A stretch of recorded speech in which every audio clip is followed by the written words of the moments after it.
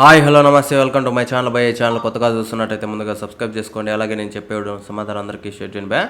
అయితే రోజు మన టాపిక్ వచ్చేసి మన మా జాతర టీజర్ గురించి బే. నిజానికి టీజర్ అయితే చాలా రొటీన్గా ఉంది అని చెప్పొచ్చు. నాకు తెలిసినంత వరకు ఇంతకుముందు ఎన్ని టీజర్లు చూసామో సేమ్ యాజ్ డీజ్ అలానే అనిపించిందని మాత్రం అనిపిస్తుంది బే నాకైతే టీజర్ చూసిన తర్వాత.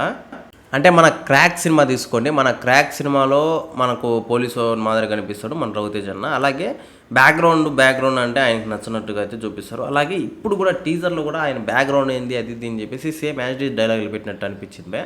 నాకు అది చాలా ఇదిగా అనిపించింది. అంటే ఆ పోలీస్ నుంచి ఇక్కడ మారిన పోలీసు ఏంటంటే ఇక్కడ రైల్వే పోలీసు, అక్కడ మామూలు పోలీసు అంతే భయ్య, ఇంకా తేడా ఏం లేదు నాకు తెలిసినందుకు. ఇంకొకటి వచ్చేసి మన శ్రీలీల గారిది మన రవితేజ్ అన్నది ఒక మూమెంట్ కూడా చూపిస్తారు టీజర్లో. అది చాలా వరస్ట్గా అనిపిస్తుంది అక్కడ. అంటే బ్యాక్గ్రౌండ్ మ్యూజిక్ వల్లనో ఎందుకో అది చాలా వరస్ట్గా అనిపిస్తుంది. ఎందుకు అలా అనిపించింది అని కూడా నాకు అర్థం కాలేదు.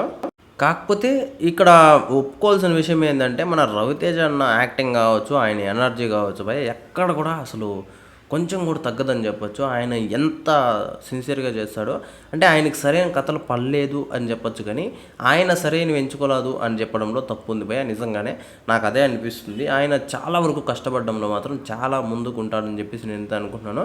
ఇంకోటి వచ్చేసి ఆయన ఎనర్జీ లెవెల్స్ భయ, అసలు ఎక్కడ కూడా ఇప్పుడు ఒక సినిమా మొత్తం ఒకే ఎనర్జీతో చేస్తాడు. అంటే మనకు కంటిన్యూగా సినిమా షూటింగ్ చేసినా కూడా ఒకే ఎనర్జీతో చేస్తాడు, డే అండ్ నైట్ షూటింగ్ చేసినా కూడా ఒకే ఎనర్జీతో చేస్తాడు. అయినా కూడా ఎక్కడ కూడా మనకి కొంచెం కూడా డిఫరెన్స్ తెలియనట్టే. అది చాలా హైలైట్ అని చెప్పొచ్చు. చాలా కష్టపడతానని కూడా చెప్పొచ్చు. మరి ఈ టీజర్ అయితే నాకైతే ఖచ్చితంగా నచ్చలేదని చెప్తా. చాలా రొటీన్గా ఉంది అని కూడా చెప్తా భయ్య. అలాగే ఈ సినిమాలో నేను అంటే శ్రీలీల గారిని ఎందుకు పెట్టుకున్నారా అన్న టైప్లో అనిపిస్తుంది. ఎందుకంటే మన సాంగ్ కూడా అట్లాగనే ఉంది భయ్య. సాంగ్లో కూడా మరి అంటే వాళ్ళు రొటీన్గానే అనిపించింది. ఇంతకు ముందు వాళ్ళది ఒక సాంగ్ ఉంటుంది, ఆ సాంగ్ మాత్రమే అనిపించింది. మరి ఈ సినిమాలో ఎలా ఉంటుందో చూడాలి శ్రీలీల గారిది మన రవితేజ గారిది. మరి ఈ టీజర్ మీకు ఎలా అనిపించిందో కింద కామెంట్లో తెలియజేయనివే మర్చిపోకుండా తప్పకుండా దయచేసి.